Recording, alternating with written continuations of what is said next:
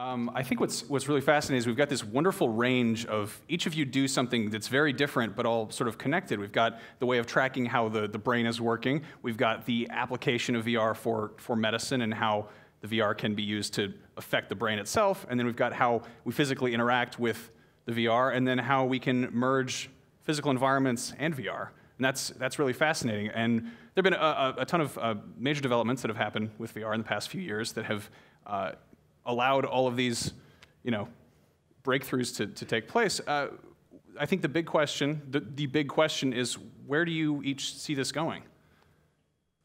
I think things are. I don't think I'm on. There you go. I think things are just about to boom. I think our smartphones will be the virtual reality platforms of the next few years, and I anticipate that everybody who has a smartphone 5 years from now will be able to be using a virtual environment.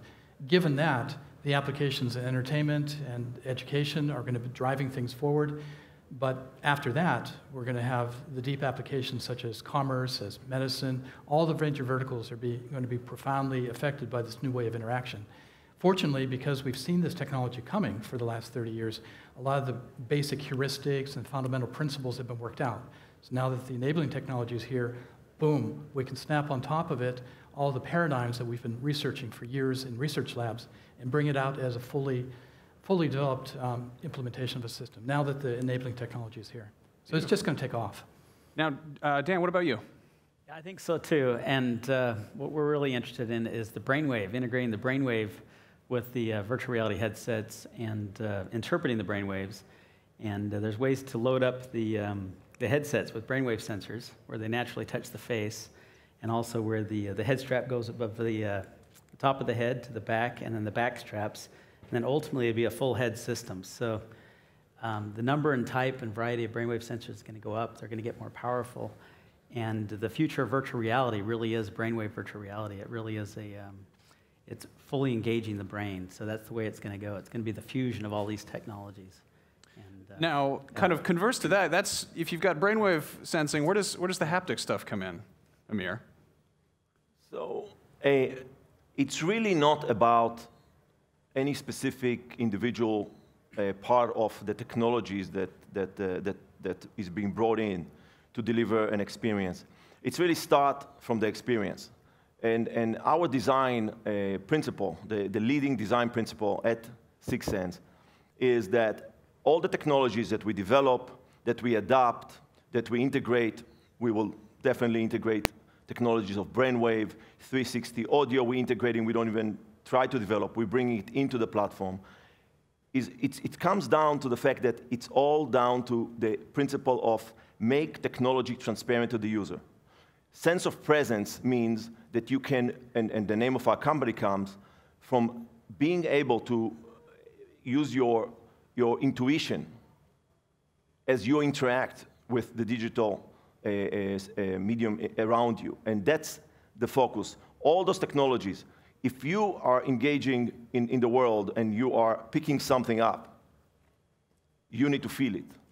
If any sensory data is helping me as an overall developer of content to deliver to the consumer for any purpose, medical applications, education, or entertainment, a better experience. And that's really the key. Now, Dan, this actually is kind of, transparency is a key word here. And you've combined augmented reality, which allows the user to kind of still not feel completely departed from their physical space, their corporeal form. All of you, do you find that fear of VR is something to be concerned about among the general public? Well, there certainly was a large amount of overhype of VR. Actually, Amir and I were comparing notes the other day, and there's been 5 separate hype cycles with very bad movies associated with each of them. So yes, there is some fear. But I think with the current stage of technology and of our culture, being very immersed through flat screen virtual environments, all the online multi-user games are virtual environments. Simulations are used all the time for military training and for medical training. So I think we're already there with VR, and what we're seeing now is the consumer capability being enabled by the evolving technology. And I haven't seen much of fear. I've used virtual environments on people in their 80s and 90s, and kids who are 5 and 6 years old. And I think we're over the threshold where both culturally and technologically, it's not a fearful experience. The big test for us, the first time that we actually went completely unsupervised, completely unprepared into a mass consumer without knowing who's going to come and what they're going to say, was in South by Southwest in the game zone area, where people walk in, full families, just walk in, and they don't even have to pay, so everybody's coming, and everybody is going in, and it was the first time for 95% of them that they ever not only tried VR, ever heard about it. You're in Austin, Texas, it's unbelievable. And then they stand online, they try. The first day, few people, tried, I would say, about 100. The next day, the word to mouth throughout. We had hundreds of people. We had a line of an hour and a half. If we knew, we would have bought multiple systems. We had one system. It was an unbelievable experience where you have, again, we designed the system so a 4-foot kid can go in, and 2 minutes later, without any calibration, we call it plug and play, the next father or mom can go in. It's so intuitive that when people go in, they don't need training. They don't need to be told, oh, click this button on that. They just go in, and they know what to do because it's designed for their intuition to kick in. And that's really where I was first understanding, I was first exposed to the fact that it is almost a vacuum that is going to suck in everyone, any consumer, women, men, all races, all ages. That being said, it does have a viral factor of 1. You really can't say to someone, this is really great stuff, and really convey what it is. You have to try it. I believe the expression is, writing about music is like dancing about architecture, and I think that VR is sort of much more complex. It is. It requires try. You have to try it. And again, that's why we had to go in and create all this path as part of our development platform to monetization, because we figured out that if people develop VR applications, if you don't create a VR e-commerce experience, those applications will not be able to be presented, in a way that consumers will be able to appreciate it. So we enabled, all these, we have over 16,000 developers now, to be able to take a path as part of our, SDK straight into kind of take out their typical 2D e-commerce platform and turn it into a VR, what we call V-commerce platform. Now, that being said, do you see it being a major challenge to get that first user to virally spread word of VR, or just how do you each see the future of VR's exposure to the general public?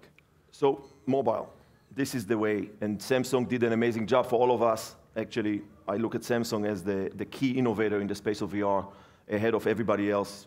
And the key is that when you look at what they have done, they gave you a phone already that is enabled VR. From the Galaxy Note 4 and on, every mobile phone is basically VR enabled.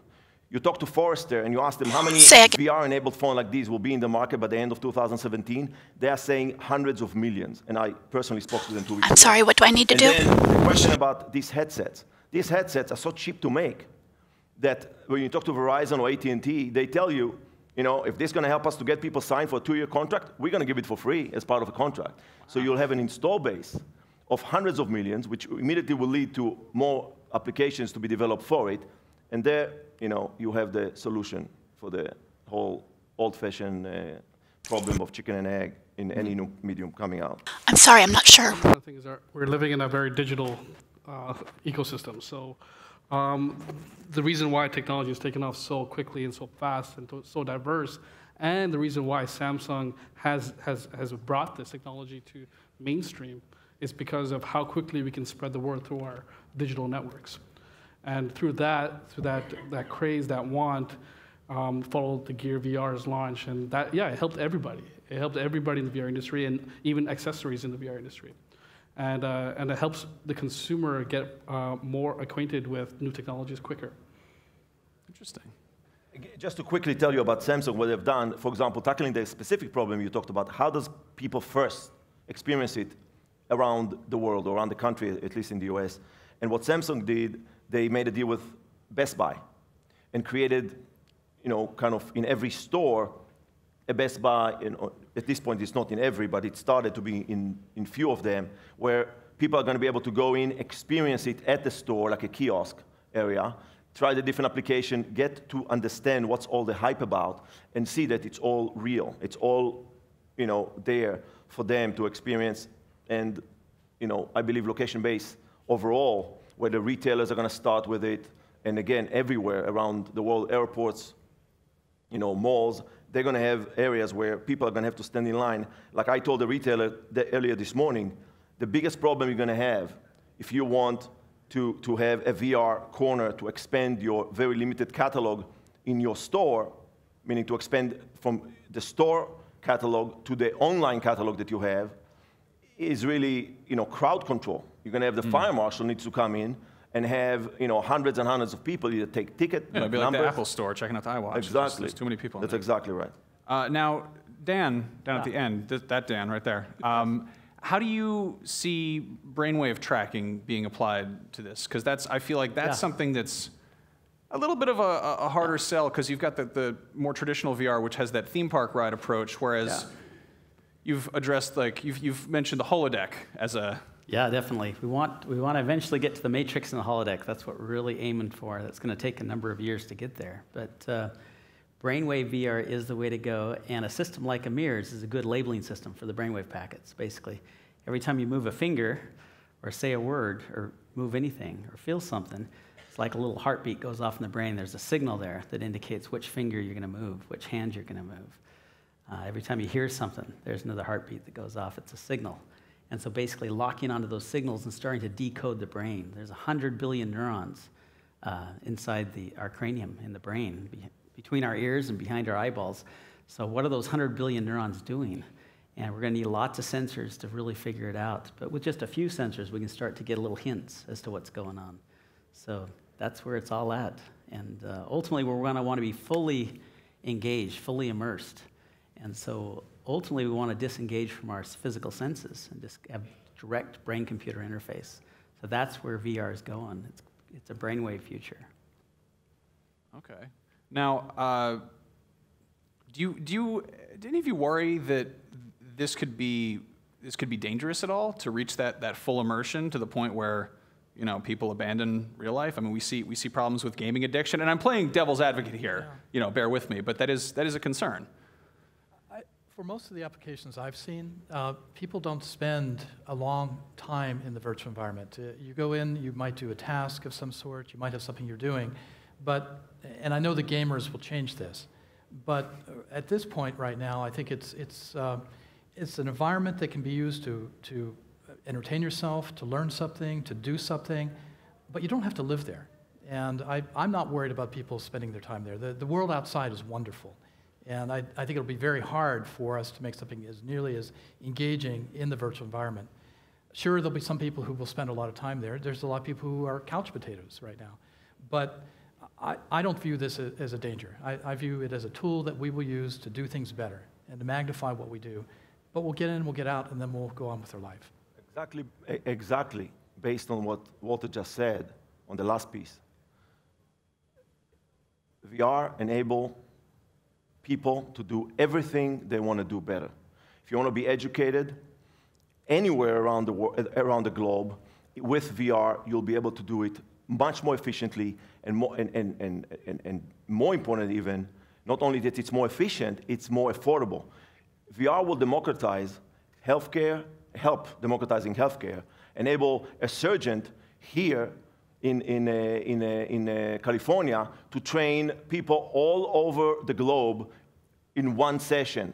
Tens of thousands of people will see what the surgeon do. The stuff we are doing now in what we call virtual commerce, our V-commerce platform, a month from now, will show you how my mom, which has a heart condition, unfortunately, and she's in Israel, and she cannot meet my youngest daughter, they will be able to go together to shop. They'll be to shop in a Target or to shop anywhere they want. American Doll, unfortunately, that's my daughter likes.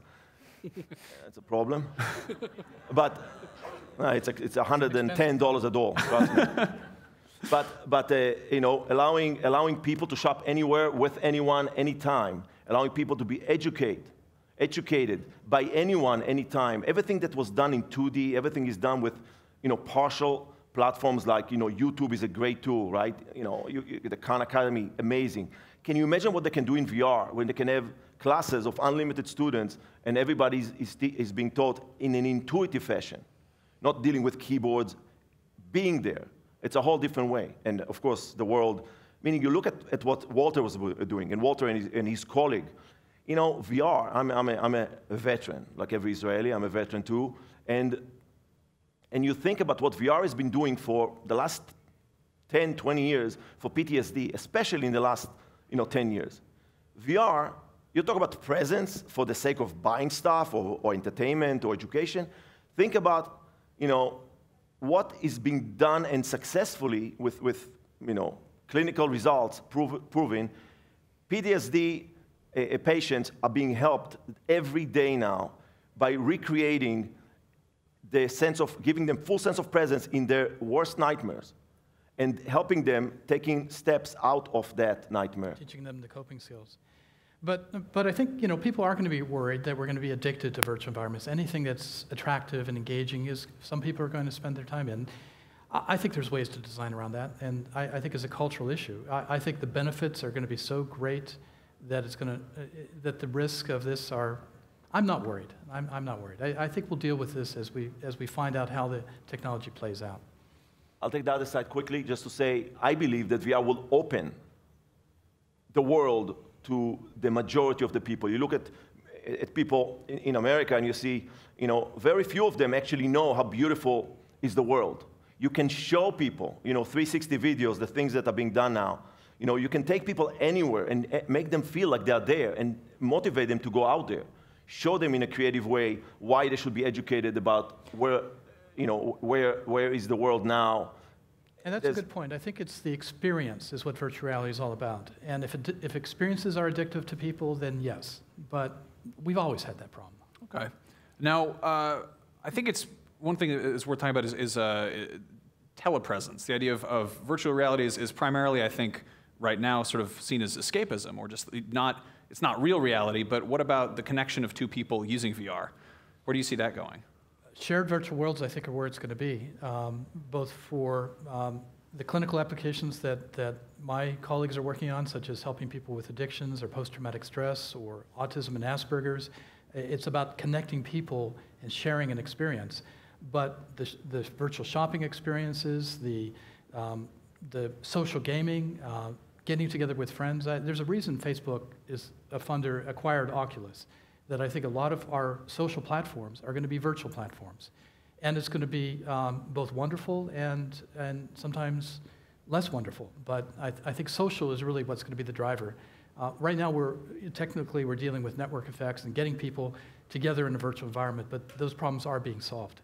And we're getting facial expressions and body language and everything that we need to have full presence in these virtual environments, and it'll make it all that more social. Okay.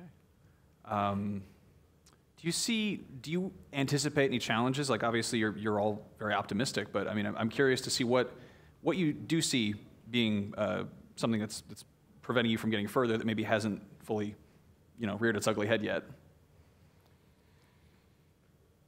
The challenges are usually come from fragmentation. Every platform, it's always, you take the worst and the best example is the consoles. The consoles, each one, bottom line, making the developers of content, of applications, across all verticals, more difficult to publish and to monetize their blood, sweat, and tears.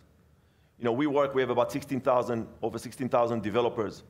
Only 20% or even less than 20% now are gaming. Over 30% are education and training. About 30% are medical applications. Treating autism, PTSD, many, many different applications, Alzheimer's. It's amazing what people do, but if those developers, not always very, very well-funded developers, need to figure out, how am I going to support Vive? How am I going to support Oculus? How am I going to support Gear VR? How am I going to support 50 other headsets that are coming out? That's going to hurt the progress. And always it comes down to that. But hopefully, we are trying to our development environment to make it to work. We are trying to tie it right now to even Sony Morpheus. Talking to Richard Marx, trying to persuade the big Sony that sharing the world is not a bad idea.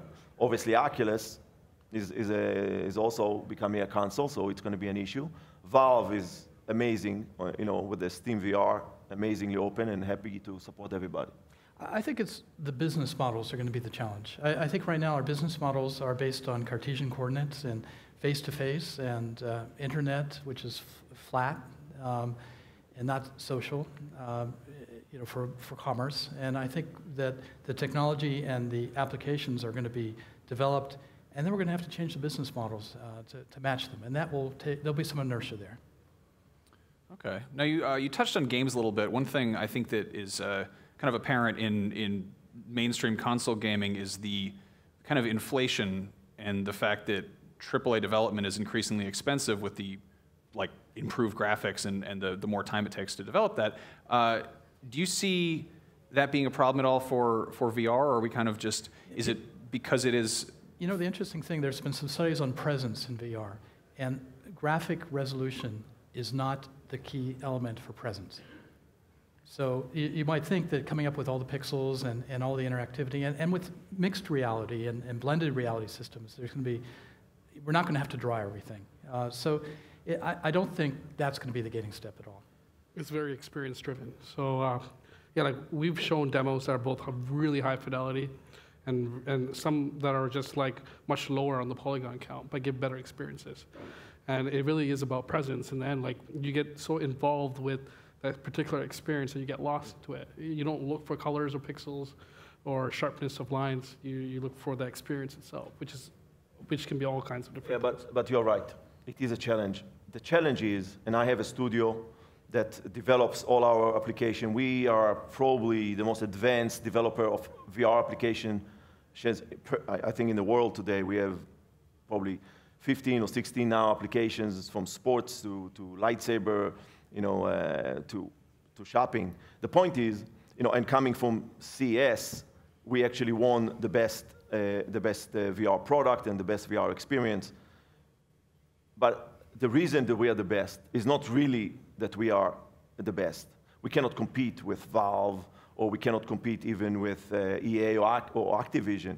The reason we are the best right now is that we've been doing it, in the simulation and then moved it to the consumer HMDs, head-mounted displays, VR, before everybody else. So our development tools are going to enable companies like Activision and EA to push it, to the next level. The biggest problem that we have in VR, now that you brought it up, is design. The designers are really having a hard time, meaning I just came from a digital Hollywood, sitting on a panel there, and all these Hollywood people are scared to death because they don't have a clue how to tell stories in VR. They don't have any idea, and they're coming and they're trying to figure it out. So going back to your question, the number one issue right now is getting the designers of, specifically in gaming, figure out how are we going to give a 360 experience, especially the first-person experience. How are we going to design that experience? Now, VR kind of by default is a first-person type of experience. Has anyone really done anything where it's not so much first-person, or where it's always going to be first-person, but you know what I mean? It's always the sense of you want to have your hands there, but has anyone really pushed that envelope and been like, maybe you're kind of out of body, watching someone else? Well, sure. There's been third-person experiences for training, looking over someone's shoulders.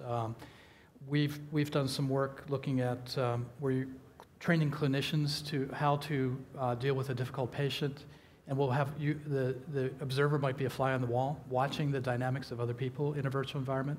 So it doesn't have to be a first-person perspective. There's a lot of power for that for some things. In other cases, stepping back and watching the group dynamics is the position you want to have. Almost every application currently on the current Gear VR that is in the store, that's selling right now, is really third person. You're watching a movie on a screen. You're there in a seat, but you're watching a movie. You're watching like a typical third-person game. You have characters running around, and you're controlling the characters. with a Xbox controller type. It's as the hardware will make it so you can have better sense of presence, then you will not need to be in first person, in third person. The reason to do third person because motion sickness immediately comes in when you don't have what we call absolute position tracking. The position and orientation tracking must be, under 10 milliseconds latency must be there, otherwise you have to have third person. But it's all going to first person, and you can be a fly on the wall. You look at the amazing job that Fox did with The Wild. They did a promotion movie for The Wild, a 5-minute. You sit there, you are like on a rock in between two, hikers, and you listen to conversation. It's a very, very immersive experience, but you're just there without having any part of the story. Okay. Walter, you might be able to speak to this a little bit. The motion sickness is a thing that I've heard when surgeons are being shown VR as a training tool. A lot of them have complained about that being a big turnoff, is not being able to stay in there. There's actually a technical term for this. It's called the barfogenic zone. And it's in the literature. And it's a certain frequency of update for the disconnect between how you move your head and how fast the scene updates. Now, thankfully, one of the reasons we're over a threshold with technology is that we've gotten fast enough with our graphics and our tracking technology to get over that barfogenic zone threshold. But if you get below that threshold because you're throttling down the update speed, you can cause people to get sick. And I once had a simulator sickness flashback 5 years after seeing a virtual environment. I saw a slide of it up on the wall, and I got sick again because you train your brain to react to the stimulus. But I think today's technology is well over that threshold. I'll give you an example again. Joystick. You try to engage, you try to design an experience like 95% or 99% of all first-person gaming is basically using the joystick for navigation. And if you use joystick for navigation, I don't care who you are, it can be Walter, can be me, can be anyone with 20 years of experience in VR, you put joystick in their experience to navigate, and we will get sick. So going back to the design problem, how do you navigate in VR without the joystick? It's a big problem. And some people solved it. We have a developer that as an innovative solution, but it's a big problem. And I guarantee you, every one of those experiences that using the joystick, you cannot spend more than 30 seconds there before you get sick. Dan, do you see that augmented reality kind of fusion act as like a stepping stone for fully immersive VR? It more like gives you a different level of experience. So when you have AR and VR, they're completely different. They're separate. And when you put virtual objects into the real space, you can definitely interact with the real world around you. But if you start completely immersing yourself into different virtual environments, then it becomes that you're going to be visually, you want to make sure your visual disconnection between your physical moves are almost zero. And if we don't get that, then we will get sick. And that's why the Sulon cortex is all about trying to get people to be spatially aware and move around their space to get more of their body into it, to get more of their actual physical body into the VR environment. But you start meddling with the way you naturally would see visual cues, and you start to force with traditional gaming peripherals, it will get you sick. And but I think that the gap is that getting that full presence of the body incorporated into the VR space. I feel like you're there. Yeah. We've got about 20 minutes left. I figured we could open up to questions from the audience. Does anybody have any questions for these wonderfully informed gentlemen? Right there? And it'd be great if we could have the house lights up a bit so we can see the people who are asking the questions. Hi. Hi. You mentioned the challenge with navigation in VR. Could you talk about the analog challenge of change of perspective that in film, storytellers are expert at shifting rapidly point of view because of different camera shots and stuff. How might that play out in VR as you think ahead?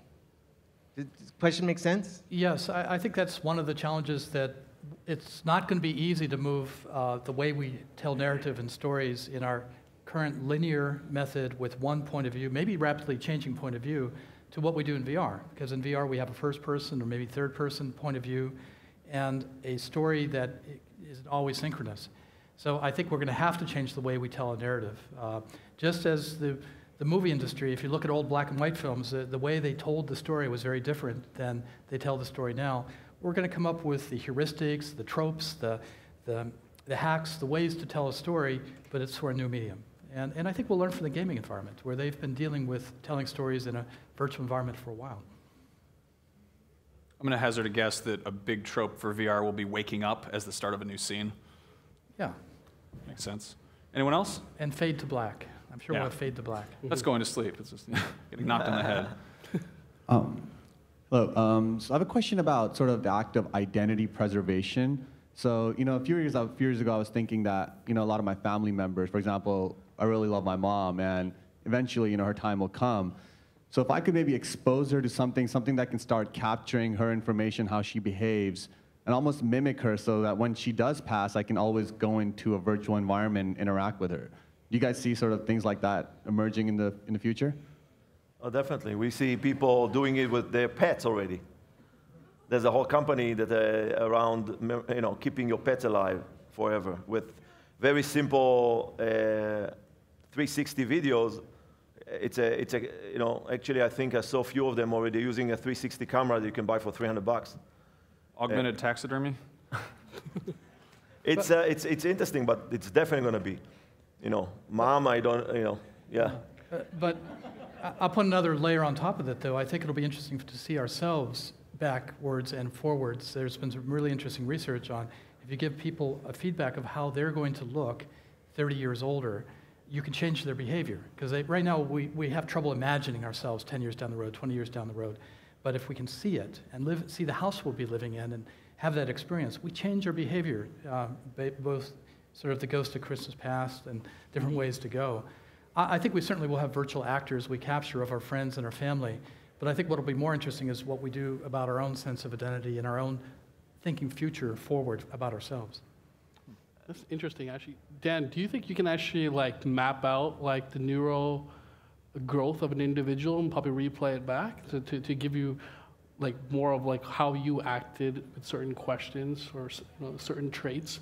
That's a good question. Yeah, I think by recording the brainwaves while we do everything, while we interact with our environment, while we listen to people and answer them, while we think, while we imagine, while we dream, looking at those brainwave patterns and looking at how the brain changes over time. Mm-hmm. Our bodies are all unique, our faces are certainly unique, and our brains are even more unique. Mm-hmm. And our brains do develop. There's a thing called neuroplasticity, and it continues into adulthood, and our brains do change all the time. And virtual reality and brainwave virtual reality will change the brain in big ways. Our brains will start to wake up and realize that, hey, this world that I'm in is different than the world that I'm in when I don't have the headset on, the head-mounted display. And bit by bit over the years, maybe this will take decades, but eventually we'll spend so much time in these virtual worlds and we'll be fully immersed in them that we'll start to question this reality, and we'll wonder if this is a virtual reality, if this is a simulation. You ever have the experience where you're driving down the road and you want to hit the pause or rewind button? Yeah. Because you've learned to do that in other media. Yeah, that's right. You want to do it to real life? I'm sure that'll happen in virtual worlds too. Yeah, and there's something interesting when you drive down the road. Often we're driving, we start to daydream. We start to think about something in our life that's important to us. And several minutes will go by, sometimes that's right dozens before of minutes. You hit somebody. Yeah, that's right. But here's what happens, that daydreaming that happens while we're driving, that might be what's really going on. I mean, when we put on the headset and go into it, we know that we're still in this world, but we're in a very different world there. And it might be that we're daydreaming here too, that there's another world beyond this one. It's very possible. Wow. I was going to say, we got enough problems with texting while driving, but an industry that's going to be completely affect or revolutionized, I believe, is What do I need to do? journalism. The idea that I can have a camera, a 360 camera at the hand of a reporter, in an event like Baltimore or, even worse, a war zone, and putting the mass audiences inside that terrible experiences, or even good experiences. Take people to the good places, but the news usually, unfortunately, are wars or bad. Those things are going to help people understand why a war is a bad thing and they should vote against it. Coming from Israel, I know that. And unfortunately, the US learned it lately. But the point is that, again, journalism is going to have a huge value add from VR. We're going to have a certification issue, though, because you remember back in the days where they used to say a picture never lies. That's no longer true because of Photoshop. And I think the same thing will be true about the virtual 3D experiences. Right now, they're probably what they are, but I'm sure we'll be able to hack them. Yeah. Look, right now it's a big enough problem to do real-time stitching of a 360, real-time stitching, and again, streaming it live from a war zone, all the way across the world. It's going to take few good years before Photoshop will start, allowing anybody to mess with that. But I just think that, again, transparency. I'm a huge believer in transparency. I believe that VR will make and democratize every aspect of our life. So like, you talk about 360 cameras, like taking live action shots, or even like just record the footages of key events around the globe. And I think that's a really good thing that you mentioned there. But how do you bring but how do you bring that physical movement into 360 video? Because the one thing I've noticed is that you can't move, and once you start moving around, you're like the joystick. So you get to disconnect. Oh, that's already. Companies like Jaunt VR and Next VR, and there's about 20 other 360 video companies, including GoPro, just bought one of the best stitching companies, and that means that they are going directly into creating a 360 camera. Every camera company understands and already has a solution or a prototype of a solution that allows you within about a 2 feet diameter or a 1 foot radius around your head, allows you to move, because if you don't, you will be sick as the first person in a movie. So they have to do that. It's only a matter of time. So they're doing it right now. I suggest you speak to them, because you definitely can use them all. Yeah, for sure. Yeah. No, I mean, I've heard of some investigations, but I just felt like you might need to bring more, because you get that, you're gonna get the local head position, but then you need to eventually you still have the presence issue. You got to get more of yourself into it. So there's I'm not going to name names, but there's a journalism company. I don't know if they're stealth or not, so I don't remember if I can mention the name. But the point is, they are doing reenactment in CG. And that is really putting you in the place of that abused individual in Baltimore and letting you live through that. And I've seen demos, last week in LA, in the Digital Hollywood. That whole thing is also going to be, a whole new way of creating the whole reenactment of all these news stories. But all those technical problems are going to be solved. I want to say something about the NeuroGaming conference, though. I think what's going on here is going to be the point of the spear for some of the important applications of VR. Of course, entertainment and education and gaming and porn, all that's going to drive the technology, of course. But I think when we come to applications that are going to be really revolutionizing our lives in terms of healthcare and wellness and things like that, that's what's going on outside in the hallway out there. So I think this is a very important conference in that regard. Definitely. I think the future is in the neuro side of things. And I believe in that area, actually. And medicine is 1/4 of our economy right now. So it's once what's out there catches up with medicine and telemedicine, it's going to be really big. Cool. Any more questions? So I have the mic here. My question's about v-commerce, and I wanted to draw a parallel with browsers. When we got browsers, the most obvious thing was these banner ads, and maybe if you were looking into the future, you could have imagined Amazon. And then eventually, I think it would have been hard to imagine Pinterest and how Pinterest has actually changed e-commerce. So in terms of v-commerce, how do you see the things which are sort of straightforward and right now, and the things which are a little bit ahead of that, and what's far-fetched, if you can imagine it? We see v-commerce as we developed it already, or at least it's developed to the point that you can actually enjoy a demo out at our booth. It's completely evolutionary. It's not even revolutionary from the experience. We took Zappos, specifically here, the website Zappos, and basically recreated that in VR and ran about 30 to, I don't know, 35 or something like that, focus testing with women from different ages, and then some men, again, different ages, and all of them are users of Zappos. And the reaction was, it was completely intuitive. You basically just have a more immersive experience, and you can take the pair of shoes, you can put it on a mannequin that represents you, your size, your look, you know, your gender, and basically you, and then that mannequin can basically give you the feedback of how it looks. It's so realistic. Again, I suggest you try it. But there's a huge possibilities about social commerce, which until today, you know, co-browsing, which is the best that the e-commerce was able to do, is nothing compared to the ability of people that can shop anywhere, anytime, with anyone. Yeah, that's a key point. The social aspects of virtual environments are going to be really important for everything from commerce to entertainment. If I can go to watch an opera or a movie and look to my right and see my brother who lives in another state and my friend who I haven't physically seen since high school, we can do something together, it's really going to be important. Yeah, and let's say maybe you're in a movie, you're in like the virtual version of a movie, and there's an outfit that a character has that you really like, and you can just reach out and, you know, put that in your cart. Exactly. We are working with, I'm not saying you're saying that. I'm not saying that that's what you were thinking when you're giving the example, because you'll see why. But Victoria's Secret just came to us. That move, you know. That could go really wrong really fast, but that's a lot of ways to get people, you know, trying it out.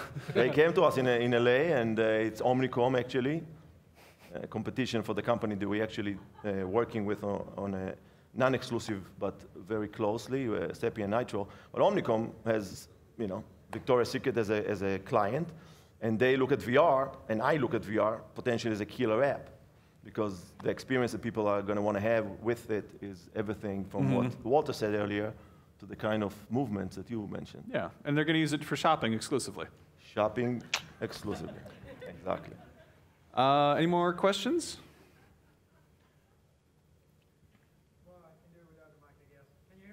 Yes. You're invisible, but we can hear you. There we go.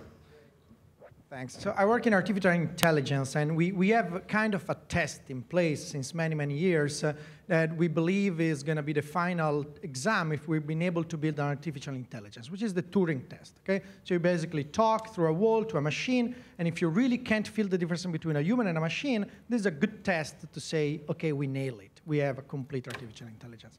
Now, I guess that for virtual reality, is a bit different because you always have to wear a mask and so on and so forth, but I want to ask you, is there a final test that you in the field have to benchmark when it will be virtual reality complete? And in my idea, probably is when one of your memories you can't recall if you happen in reality or in a virtual reality.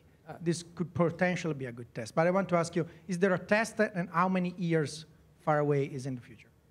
I think there's the whole issue of the uncanny valley that we're all grappling with and have inherited from the gaming industry. And one of the big problems in virtual environments are with avatars, both non-human avatars, I'll say, where they have an AI intelligence behind them, and also human-driven avatars where you are meeting me in a virtual world and you're controlling your avatar and I'm controlling mine.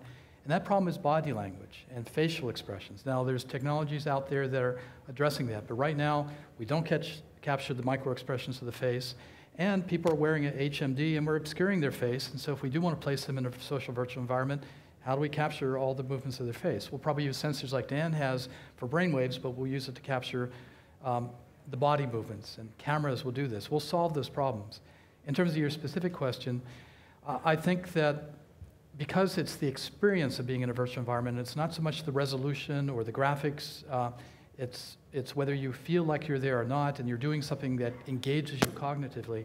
I think the Turing test will probably be do we actually recall differently whether I met someone in a virtual environment or not? If I can't remember that the conversation I had with you was in a virtual conference center with everybody dialing in from throughout the world, or whether I was actually physically present there, that's when I think virtual environments will be over that threshold. But no, there's no formal test yet. No, but they, in the military simulation, and VR been in military simulation for over 20 years, there is a test. And the test, and I built one back in '96, and I had a question that had to do with money. You know, what will guarantee me that I'll get paid? It was over $2 million. How will I get paid? And you have some lieutenant general that is signing the approval that you met the success criteria. So I took him out and asked, I took him out for a drink and asked, I need to understand really what will make it, what will really make you happy? What is really, for you, success criteria met? And he came out and said something very simple. When we do the final test, which is kind of a focus test, and if all the soldiers, in all their feedback and all the answers to all the questions are only talking about the experience and nowhere mention technology, you're successful. So we took that through all my years of building professional simulations, all the way to the years now that we're building consumer simulations. And our test is we give ourselves 5 seconds from the moment the user puts the HMD, puts the headset, cover their eyes, to the moment that they are completely teleported, transported to this virtual space, and we can tell. You can tell the body language. Suddenly, people that are very, reserved, suddenly, are completely forgetting that about 100 people watching them, and they are becoming themselves really. And that was for us always the test. And in focus testing, that's what we ask: how long it took you, because we know at what point in the experience, at what point we design the experiences such that there is a transition that takes them straight into the virtual world in consciousness. And that's what we refer to as presence. But I'll tell you, I think we're over some of those thresholds already. I do a lot of work at treating anxiety disorders using virtual environments. And we have virtual environments now where there's sort of a pit that you look down and you see the molten lava and there's a plank that goes out over it. Most of the people we ask, and they're in a conference room with people around talking to them, and we say, walk out over the plank and take another step. Most people can't do that. So I think we're over some cognitive threshold of believability. Even though they know they're not in that pit, they can't take that step. Go to the lightsaber experience out there. We have a platform that as you go through it, gets the diameter, pieces of it falling. And then you have very, very small space around your legs, and there's a deep, scary fall expecting you if you will step away. Trust me, I've never seen anyone the first time trying was willing to step over. I saw one today, but he's highly unusual. Yeah. On the less scary front, I did the Sony Morpheus demo at GDC this year, and they have this bit where you're doing a bank heist or you're robbing some jewels, and then guys come in and they start shooting at you because it's a video game. And at one point, I had a move controller to pick things up, and at one point, without really just thinking about it too hard, I grabbed a flashlight off the desk and threw it. And there was no, it wasn't press A to pick up flashlight and R trigger to throw it or whatever. It was just something I would do in that situation. Exactly. And it kind of took me a few seconds to actually realize that had happened. No resistance on that front. So I think we're there now. I think we're there now where people go into the virtual environments and they feel like they're really there. There is a threshold that we're over. Mm-hmm. Yeah. I got an answer for the Turing test. It's going to take a number of years, probably a lot of years, but when we put on the headset, probably be a full head, fully engaging the brain, both listening and stimulating. And when we're in there and we've got our body, we can see our hands and our fingers, if we're convinced that that's our real body, even though it's a virtual body. If it feels like we clap our hands and it feels, those are my fingers. It feels like this. Everything just feels like a real body. We touch the walls, give people high fives, hugs. When we're convinced that that's our body and this is our environment, at that point, we've passed the Turing test. But wait, the problem with that, quite a few years to get there. The problem with that is that was the lighting, the kind of the guiding light, the guiding design that led Oculus until Valve, together with HTC, released the Vive last March, and suddenly Oculus had to become realistic about life. They were going for this perfect world. That perfect world is years away, and that's not necessary. The world where you are holding something in your hand that represents really in VR anything that you hold in your hand, and you basically use your finger to close and open your hand, and you have, you know, a generic robot hand or a female or a male, whatever you choose. And the point is that alone today, testing it, proves that you have the sense of presence. Now, given in 2 years, that will not be good enough. So people are going to start pushing, continuously pushing the best advanced experience. But, you know, that is a great, perfect world, perfect holodeck experience you can shoot for. And definitely, I believe VR, you know, in the next 10 years can get there. But, you know, what we have now is definitely good enough. Well, I'll give another example. It's high fidelity enough that we can change people's behavior about themselves. At Jeremy Bailenson lab at Stanford, they'll do studies where they have people cut down a redwood tree or fly around like a superhero and find a kid who's missing his insulin and rescue him. And then they'll test them later with a Confederate to see how much paper they will use to clean up the spill after the water's knocked over, or how much they'll help someone who's had an accident in the hallway outside the lab.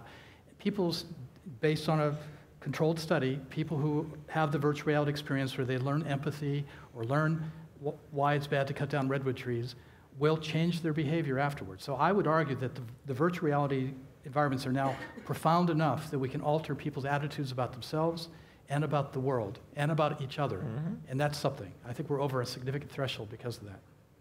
All right, then. On that note, that's about all the time we have. Thank you, gentlemen, so much for joining me. And thank you, NeuroGaming. Thank you.